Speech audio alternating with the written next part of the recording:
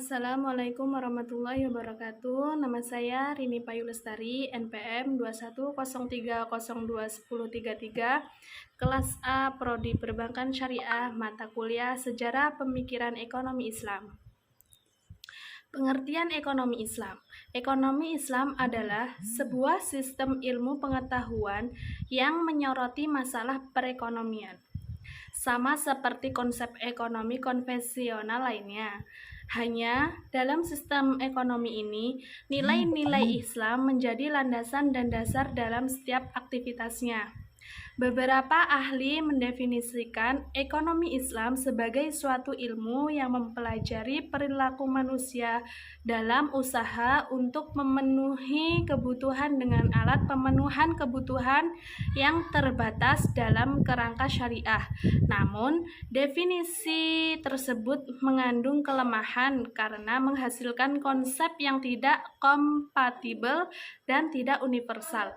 Karena dari definisi tersebut mendorong seseorang terperangkap dalam keputusan yang a priori benar atau salah tetap harus diterima. Selanjutnya, pemikiran ekonomi Islam pada masa Khulafaur Rasyidin. Yang pertama, pemikiran ekonomi Islam pada Khilafah Abu Bakar Asy-Syiddiq. Yang kedua yaitu pemikiran ekonomi Islam pada masa Khalifah Umar bin Khattab. Yang ketiga, pemikiran ekonomi Islam pada masa Khalifah Utsman bin Affan. Dan yang keempat, pemikiran ekonomi Islam pada masa Khalifah Ali bin Abu Thalib.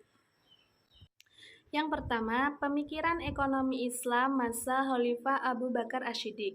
Sejarah pemikiran ekonomi Islam masa Khalifah Abu Bakar Asy-Syiddiq. Sebelum menjadi khalifah, Abu Bakar tinggal di Sih yang terletak di pinggiran kota Madinah. Setelah berjalan 6 bulan dari kekhalifahannya, Abu Bakar pindah ke pusat kota Madinah. Dan bersamaan dengan itu sebuah Baitul Mal dibangun. Sejak menjadi khalifah, kebutuhan keluarganya diurus oleh kekayaan dari Baitul Mal ini.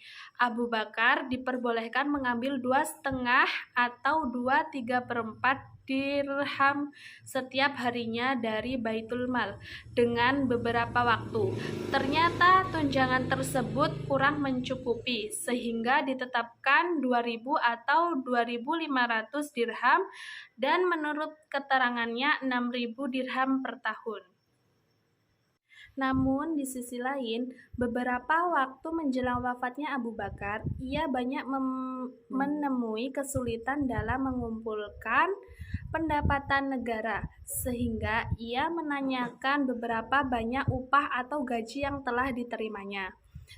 Ketika diberitahukan bahwa jumlah tunangannya sebesar 8.000 dirham, ia langsung memerintahkan untuk menjual sebagian besar tanah yang dimilikinya dan seluruh hasil penjualannya diberikan kepada negara. Juga Abu Bakar mempertanyakan tentang berapa banyak fasilitas yang telah dinikmatinya. Yang kedua, pemikiran ekonomi Islam pada masa Khalifah Umar bin Khattab. Sejarah pemikiran ekonomi Islam pada masa Khalifah Umar bin Khattab.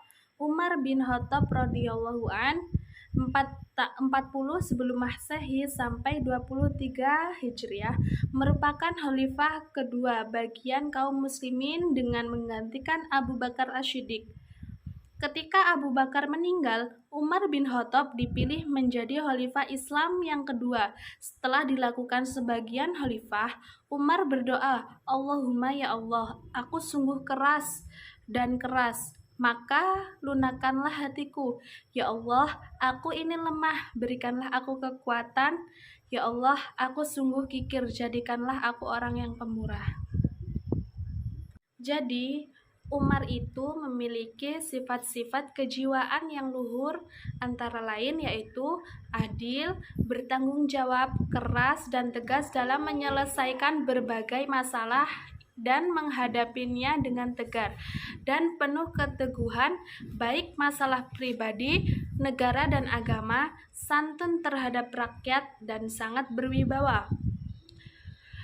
Disegani tajam firasatnya, luas ilmunya, cerdas pemahamannya, dan lain sebagainya. Yang ketiga, pemikiran ekonomi Islam pada masa Khalifah Utsman bin Affan.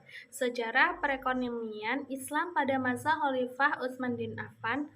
Pada masa pemerintahannya yang berlangsung 12 tahun, Khalifah Utsman bin Affan berhasil melakukan ekspansi kewilayahan Armenia, Tunisia, Ciprus, Rhodes, dan bagian tersisa dari Persia, Transosania, dan Tabrisan.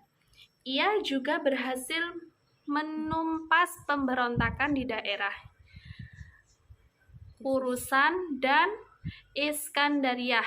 Pada 6 tahun masa pemerintahannya, Khalifah Utsman bin Affan melakukan penataan baru dengan mengikuti kebijakan Umar bin Khattab dalam angka membangun sumber daya alam, melakukan pembuatan saluran air, pembangunan jalan-jalan, pembentukan organisasi kepolisian secara permanen, dan pembentukan armada laut.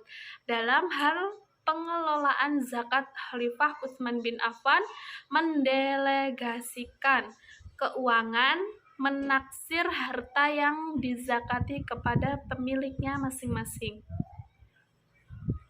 Yang keempat, pemikiran ekonomi Islam pada masa Khalifah Ali bin Abu Thalib. Sejarah perekonomian Islam pada masa Khalifah Ali bin Abu Thalib. Ali bin Abi Thalib radhiyallahu an adalah khalifah terakhir dari Khulafa ar-Rasyidin. Sebagai pengganti Utsman bin Affan radhiyallahu an, Khalifah Ali radhiyallahu anhu semasa melaksanakannya amanahnya sangat bekerja keras dan tegas. Beliau selalu mengupayakan untuk tegaknya good governance. Ini merupakan salah satu tindakan yang dilakukan oleh Ali radhiyallahu an kepada para koruptor yang dianggapnya melakukan tindakan korupsi. Salah satu pejabat yang diberhentikan jabatannya oleh Ali radhiyallahu an adalah Gubernur Tai. Selanjutnya, Ali bin Abi Thalib selalu melihat dunia dengan penuh kesungguhan.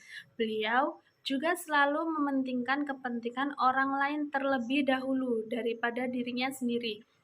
Sebab Ali radhiyallahu an melihat dunia dari semua aspek tanpa terkecuali. Ali selalu menyerukan kepada seluruh masyarakat untuk melihat keindahan dan keajaiban dunia, dan secara bersamaan memberitahukan bahwa setiap individu memiliki haknya masing-masing. Dengan begitu, mereka akan merasakan kemakmuran dan kebahagiaan yang hakiki. Mungkin cukup sekian yang dapat saya sampaikan, kurang dan lebihnya saya mohon maaf. Terima kasih. Wassalamualaikum warahmatullahi wabarakatuh.